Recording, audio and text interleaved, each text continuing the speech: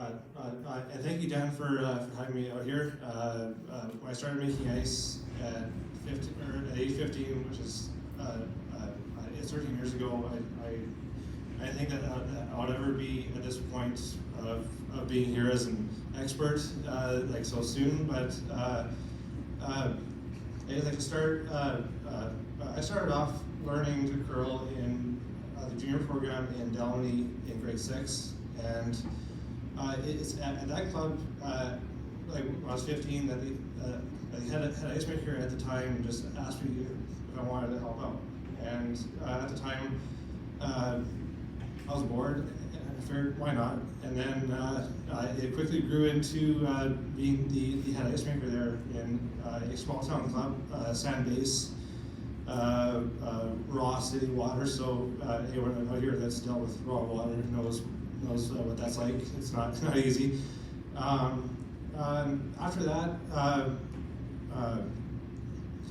I competed. I played on like high school, that kind of stuff, and the ice making, it gave me a different perspective on playing as well. So I think that making ice is actually makes me, or helps me be a better curler.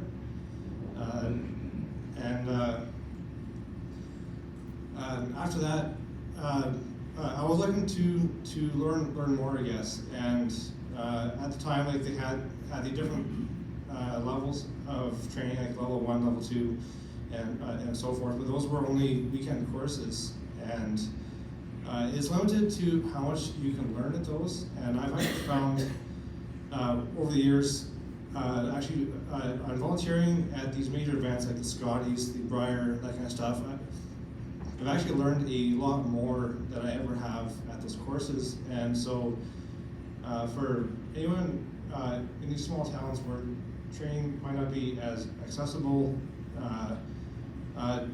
try volunteering at these bigger events and ask questions while you're there. There's lots to be learned.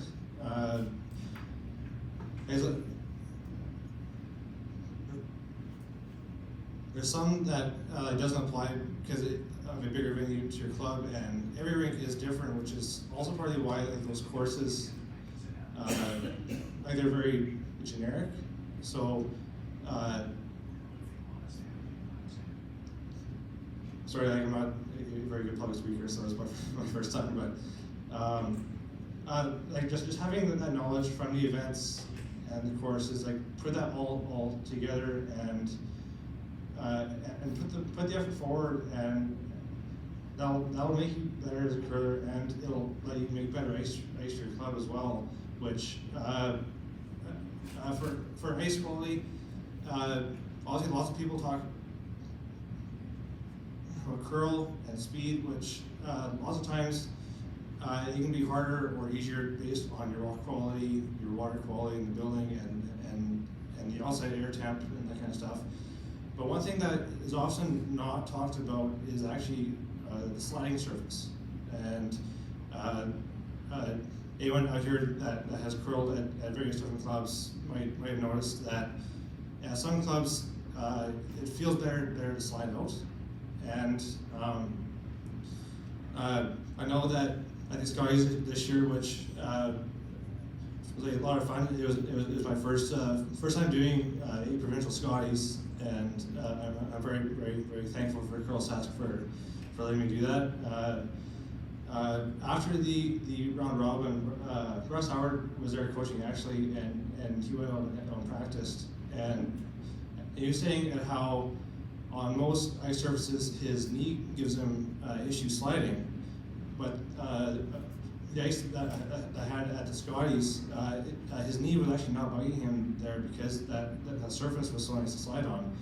So I think if you can not only try and get obviously good speed and curl, which makes it a lot more fun for curlers to play on, if you can get that nicer surface to play on, then you'll probably actually retain a lot of older curlers, or even not older curlers that curl a lot. Because like there's lots that may have to step back from the game because of knee injuries, that kind of stuff, which may be able to be prevented through a better ice surface as well. So That's something that I learned by going to these bigger events is watching how they pebble, watch how they scrape, and what the water quality does differently, and pebble heads. So, and that's something you're not really gonna learn from the courses. That's a big thing that I learned from those events. And I've heard lots of people say before how they wish that the ice makers were paid at these bigger events. But you look at it as we don't have like these e-college tuition where we have to spend thousands of dollars for a school. These major events is our schooling. So for how much we have to, or how little we have to pay to volunteer at these events, is a worthwhile investment. Is send your local ice maker to these events to learn more and bring that knowledge back to your club.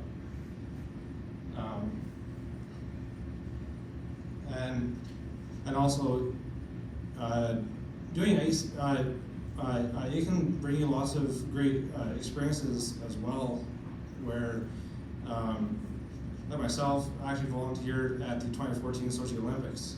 So that on its own was a great experience. Not only going to a bigger event like that, but I also learned a lot more because with that being a longer event, you got more time to watch what they're doing, and then learn more that you can again bring home to your own club.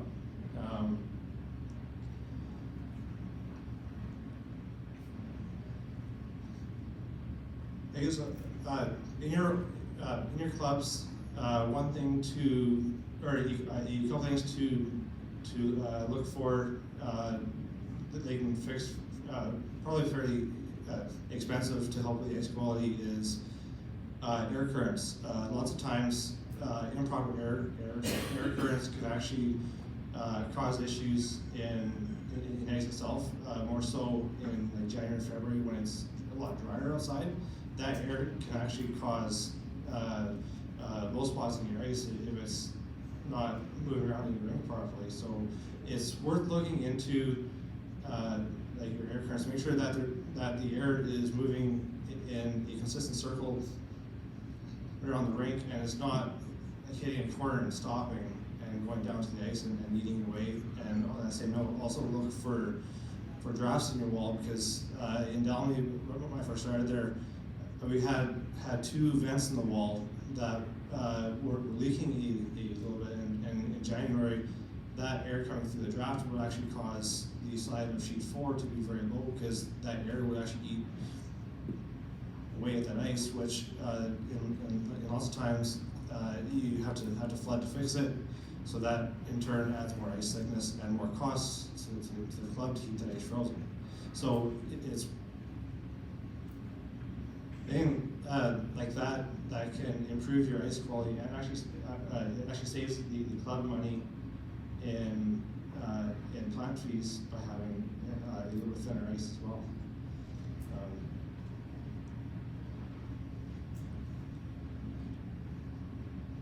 It's also the ice, I think lots of times is often overlooked, and rinks look to advertising or running programs to try and get curlers out, where lots of times if you can have good ice, then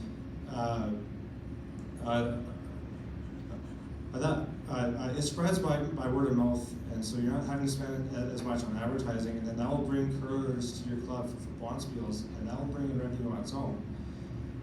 And as basically, if you think about it as a restaurant, their main service is food. If the food is not good, curlers won't travel to that restaurant to go eat. So if like Resident Curling Club, like your product is the ice. They're not going there necessarily just to drink, like they're coming there to curl. So if you can have a good ice surface, then that will attract more curlers to come to your ring, to your bonspiels, to buy food, buy alcohol, and then that can in turn bring in more revenue for your club. So it's worth investing in your ice to help it be better, even if it's not arena ice per se. Like even just to have a consistent, a nice speed, even if it's only 2.5 feet. If it's the same everywhere, it's a lot more fun to play on, and you'll probably get more curlers out, and it'll be easier to just fill your box wheels. And so then you're not relying as much on your local curlers to help support your club. Is also for the ice making. It's something that they'll probably end up seeing in the next 5, 10, 15 years, where most of our ice makers, or lots of them are, like they're older, so at some point they're not going to be physically able to maintain your ice. It's good to look towards your junior curlers possibly, for anyone wanting to like be more involved in your club, because for me, being asked at 15 to just help out at the rink, and now 13 years later, I've turned it into a career. I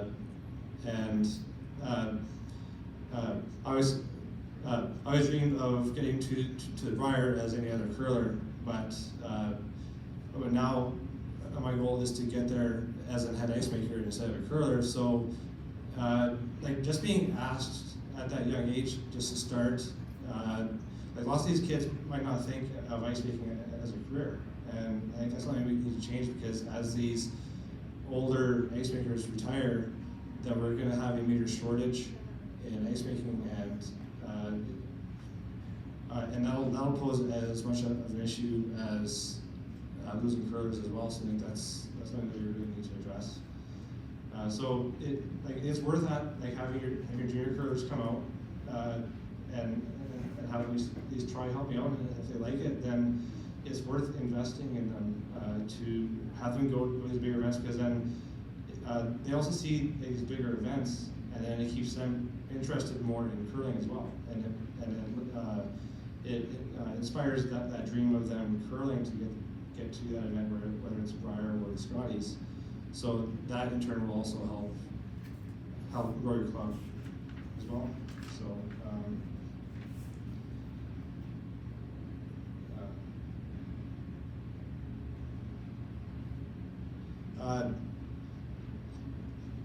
it's also for ice. One major thing that can help you with better ice is the water quality. There's two different ways to get, or I guess three. It depends on what you have access to. I know Estevan, we had access to distilled water from the power plant, and that really helps. And another option is an RO system, and then a de-ionization system as well, which the DI system is good to have with, like, as the end of both an RO or a distilled water system, just to get the water quality just that much better. And for example of what good water can do to the curling ice, and it'll also help you reduce the labor that goes into the ice as well, because in Estevan, with that distilled water going into a DI filter, on the Wednesday directly, I was actually able to go two full draws without having to pedal between the games. So then, if you can get the ice ice quality high enough to be able to do that, then that lets you move the games closer together, so that curlers aren't curling as late. Which lots of times curlers they don't want to be curling at 10:30 at night. So if you move that back even half an hour, that would help. And then it also makes it easier on your ice maker not having to try and rush in between draws to try and get the ice ready for the second draw. And rocks is one thing that I guess lots of people are afraid to kind of do, thinking that they'll wreck the rocks. there is lots to know about rocks. It's something that it's like we should be doing more training on. Like it's easy to do a full weekend seminar on just rock maintenance, because if your ice is flat and true and your water's good, you can still have bad ice if your rocks are not good.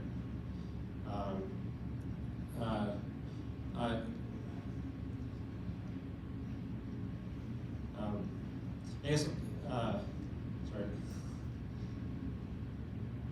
The running bands is the biggest, or is the most important part of that, because that's what they're running on, and the width of that running band can make a big difference between on if you're able to run the ice colder or warmer, which knowing how wide your running bands are will let you know what settings you can run your plant at for ice quality. But not having that knowledge can make it a lot harder, and I guess something that me and Darren can work on to offer easier training for any clubs out there willing to look at their rocks for improving their ice quality as well, because that's probably often overlooked. I've heard lots of clubs where the board doesn't let the ice maker touch the rocks, like sand them or anything like that to try and improve them. And the rocks, the care and maintenance on those is just as important as the ice. So I think a lot more attention needs to be put towards rocks, and also for the lifespan of the rocks, like proper care of them can also help the rocks last longer as well, because like striking bands, if they're not maintained properly, like when they do actually have to recondition them, they'll actually have to take off more granite, which decreases the lifespan of the rock. And so proper maintenance can actually save you money long term on buying new rocks at some point.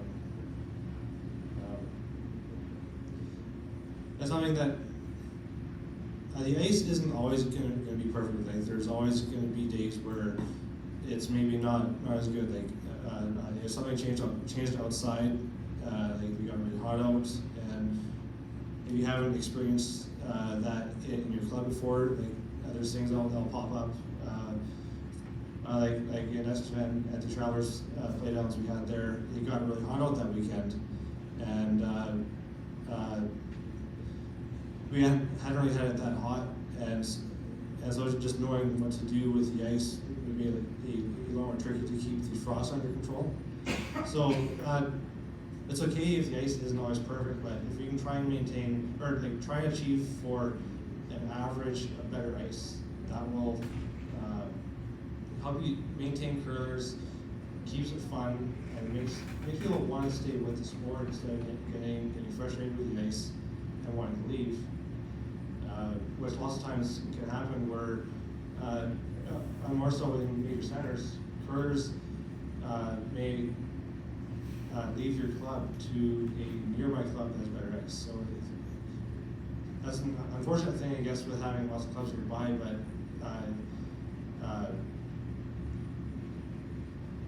on that same note, if the club doesn't have good ice, but if a player doesn't want to travel to another club, then that's going to hurt everyone, because then there's less curlers overall. So having good ice everywhere is a very key part.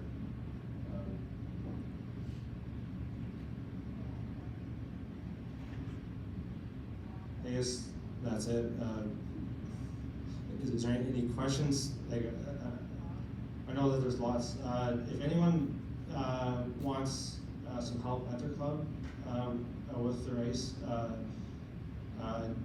you can always email me, call me, or I can always come to your club to help you guys out with some training based on your building as well, just to help you guys get a better quality so that we can get more curlers and it benefits the province as a whole. So Is there any questions?